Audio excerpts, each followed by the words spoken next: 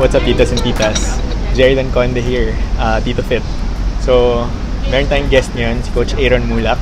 So, we go back way back. Around 20 years na kami magkakilala since college. Hindi namin alam na sa fitness industry kami mabagsak, pero gym tayo magkasama, di ba? Ayan, gym kayo magkasama. Yun ang kapalaran. So, ganun talaga. We have him here to get his thoughts on the opening of gyms.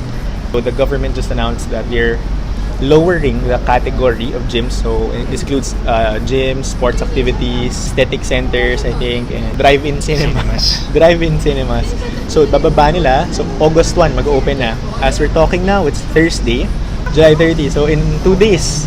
So we want to get his thoughts and comment below and let us know kung pagbukas ba ng gyms, mag-gym na rin ba kayo? As you can tell, medyo bagong jupit kami pareho, bagong tasa. So, as you saw earlier, we came from the barber shop. You know, a little self-care goes a long way. So, ano thoughts mo sa pagbukas ng gym? Mahirap mahirap sagutin kasi parang okay lang naman magbukas na. Okay lang din sa akin na hindi pa. Kasi kung magbubukas na, may pupunta ba o wala? Clients, yes. Nagtatanong yung isa, sabi niya pupunta siya. Pero most na nagtatanong more of tungkol dun sa memberships. Paano yung membership? More of fees? Lang ba yung ano? O more of the fees. Okay. Dito sa pagpunte, hindi rin pwede group exercise classes, di ba? Kasi 30% daw di ba? 30% lang. So, kung 10 yung normally kakasya sa studio, di ngayon 3 na lang. Tapos baka nakamask ka pa. Ano sa tingin mo yung possible na guidelines na possible guidelines?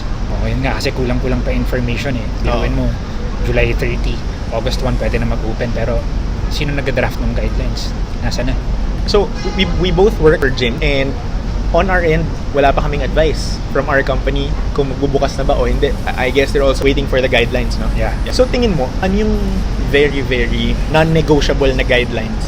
Kasi, syempre, we have iba-ibang klaseng gyms, di ba? So, merong yung commercial gym, and then group exercise studio like Fitness First, Anytime Fitness, so yung commercial gym type. Tapos, we also have mga smaller boutique gyms na parang functional training like CrossFit gyms. You also have some of the circuit. Parang, yan. As far as that goes, what do you think yung mga talagang they need to implement across the board? Syempre, number 1 yung social distancing. Okay. Number 1, safety muna talaga. So, dahil ba 1 meter ito? Parang kulang pa nga 1 meter eh. As a trainer, how does that affect you? Effect yan kasi sa spotting pa lang eh. Tapos yung communication, pareho kayo naka-mask. Paano kayo magkakaintindihan? Diba? Meron kang may sinabi ka sa akin. Siyempre sigawan. May sinabi ka nung isang araw na natawa ko eh. Alin? Yung sinabi niya yung iiwasan mo yung pag-spot sa bench press. Yun. Alisin muna ang bench press sa programming. Bakit? Hirap para malaman nila. Syempre, diba? Bakit? Parang spot ako ng bench press eh. Tapos sabi ko, exhale. Pag exhale niya, sumutsahan sa akin. Diretso sa mukha ko yung laway. Oo. So, syempre. So, COVID. Wala mo ng bench press. Naka-face shield pag naka-mask. Naka-mask pag nag-bench press. Pwede kung naka-mask. So, isa yun. So, one intervention is to wear a mask while doing most exercises, if not all. Now, there are some exercises that I'd say slightly dangerous na mag-mask ka. Like, say, for those of you who are doing high-intensity interval training or even doing sprint intervals on a treadmill, mahirap. For sure. Pwede maging hypoxic. So, we don't recommend wearing a mask when you're doing runs na talagang mahaba.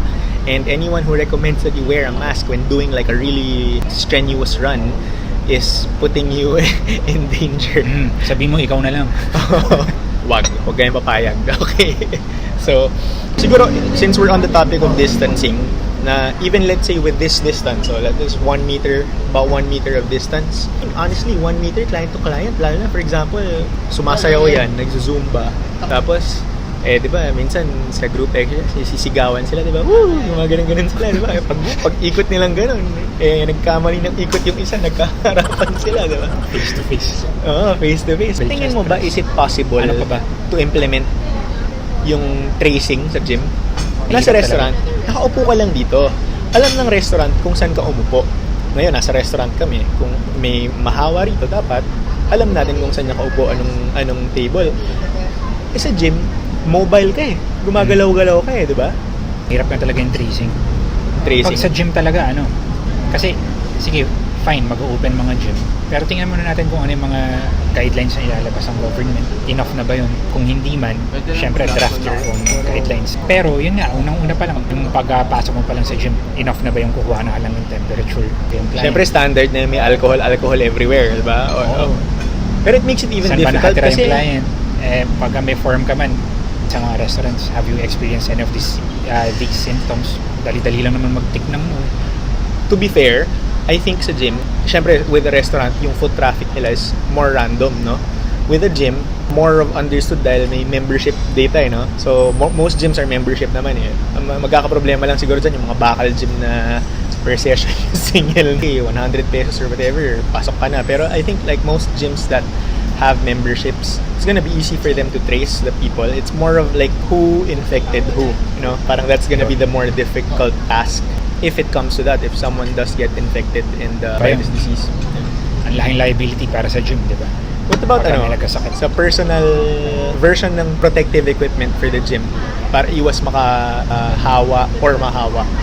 What do you think? Aside from the mask? Ito, wala pang guidelines pero balita ko, sabi, required daw yung gloves. I-require na yung gloves. Sabi, pagka sa mga mag-workout, anong klaseng gloves kaya? Diba? Safe ba pang workout yung gloves na yan? Baka naman masyadong madulas. Tsaka, ito yung problema ko. If i-require yung gloves, hindi mo naman lalaban yung gloves every time. Tsaka anong gloves ba? As in, workout gloves ba to?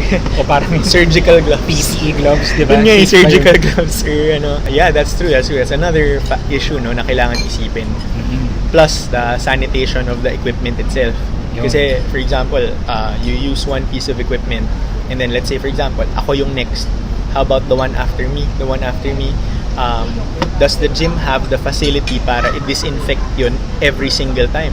Yeah, every use. Every single time. Na parang, ibang gym daw may diba? May bin na... Yung sa CrossFit gym namin, before the lockdown, medyo na-institute na yun. For example, this class uses this equipment, merong site, tapos sanitize dun muna yung equipment bago magamit ulit ng ibang tao. Pero yun na nga, I'm not sure if all or most gyms have the manpower to be able to do that. But bawat gamit. Tsaka mahirap like sa commercial gym, bench or like say for example, a leg press machine. So maraming challenges. So guys, let us know kung kayo, confident na ba kayo na dapat na bang magbukas yung gyms o hindi pa. Kung magbubukas man sila, ano sa tingin nyo ang dapat nilang i-put in place na protocols para maiwasan yung pagkalat or paghawa ng Sa ibang bansa, nagbukas na eh. So that's one thing that we could also look at in other countries. Marami pang cases kesa sa atin sa Pilipinas, like the US, open ng gyms nila. So they have, some of them require wearing of a mask, pero merong mga hindi eh. Kaya nakakapagda ka eh. Kung ako, required pa rin. Oo. Paano yung like say, kunwari, sa commercial gym, I can understand to wear a mask, kaya naman. Pero paano say like yun nga, yung mga bootcamp studio, CrossFit gym, paano yun? Mahirap mag-mask na ganun ka-intense yung training Degras na lang muna sa programming. Safety first. Unless sobrang layo nyo talaga sa isa't isa. Isa pa yun. Diba? As in super layo. Hindi lang 1 meter. Hindi lang 1 meter. May nakita ako, picture, in some other country, na naglagay sila ng boxes. Parang may lines on the floor, naka-mark. So you're sa like something like a CrossFit gym which is led by a coach or a bootcamp class. Meron ka lang talagang certain area na doon ka lang pwede talaga magano. Tingin mo gagana yun dito? Pwede rin. Pwede naman. Sa mga ganung klaseng gym na. Pero meron naman sa yung iba parang may plastic pa eh. Parang totoo ba yun? Totoo ba yung picture niya? Totoo yan. I think totoo yan. Nung una ko nakita yung picture, parang fake ba to? Kasi parang ang pangit. Parang kung ako yung client, ayoko na lang mag-gym. Kung dyan lang din ako pwede, di ba? At saka, especially now nga, yung mga ibang clients, komportable nila sa bahay na sila nag-workout. Parang feeling ko yung number one challenge talaga dito, yung pagbalik ng tao sa gym. Yung magbukas man yung gym, Yun nga, May babalik babalik pa ba ba? yung clients? That's true kasi nag-invest na yung iba sa equipment Nag-invest na yung iba sa equipment. Kasi and- kung ako yung client, personally, baka hindi pa muna. Tingnan muna after 1 month, okay ba? May na-infect ba o wala? Diba? That's true. Wait and see. That's a good strategy. Wait and see. The yoga studio that my wife works for, nag-conduct sila ng survey. And generally speaking, as she told me, karamihan sabi hindi pa daw sila babalik. It's really gonna be difficult for mga gym owners, no? For gym owners na that's really gonna be the problem kasi tumatakbo na yung rent nila. And during this ECQ, GCQ, I know of a few na talagang nagsara na permanently. Oo, kaya nga. Hindi na talaga kinaya. It's really a hard time for the fitness industry. Some of these gyms are owned by friends and of course it's very sad.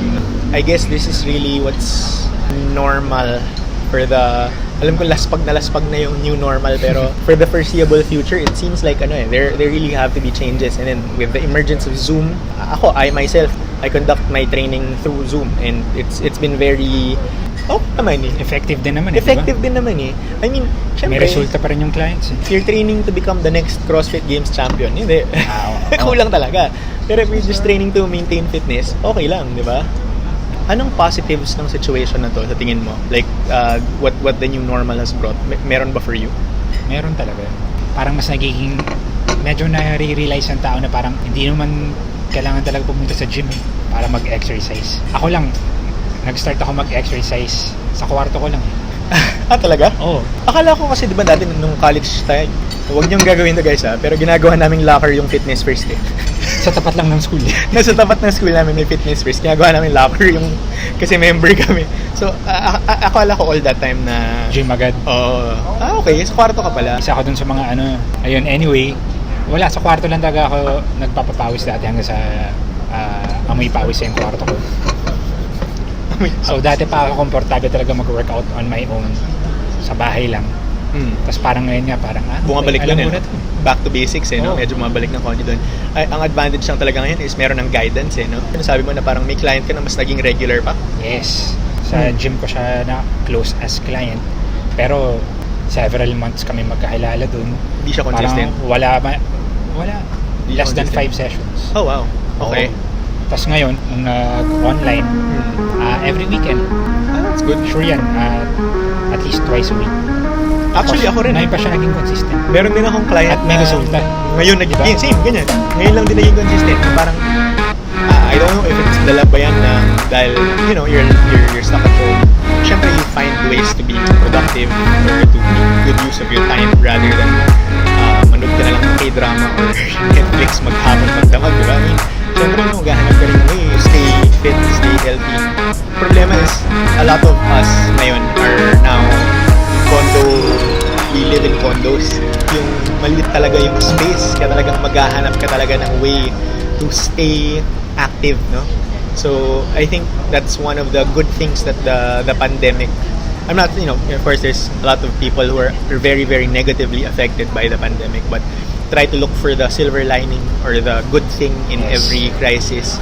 And maybe that's one thing that there is. Of course, we hope this pandemic ends so that we can go back to what's some semblance of normalcy, and alam mo yun, we can go back to the activities that we love and we want to do with our families, with our loved ones. But yun na nga, for now, seems na mukhang ito muna yun, Yeah. Kaya nga, at least parang ngayon kumakalat na rin na di ba?